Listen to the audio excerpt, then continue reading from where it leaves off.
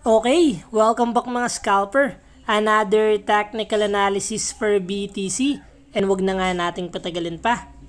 Daily time frame is isang red candle and below average yung volume. Silipin na natin yung possible scenario sa lower time frame.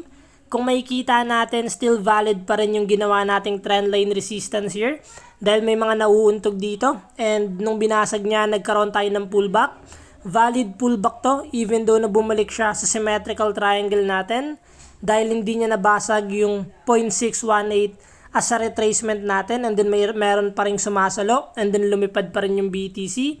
So currently, ang nangyayari is still respected yung previous resistance, ginagawa niyang support.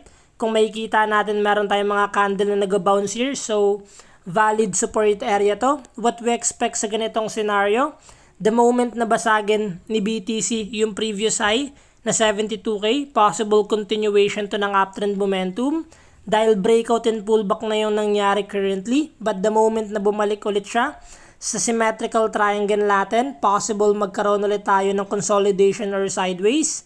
We will always wait pa rin sa magiging reaction ng candle dahil currently nasa uptrend momentum pa rin yung pinapakita ng BTC.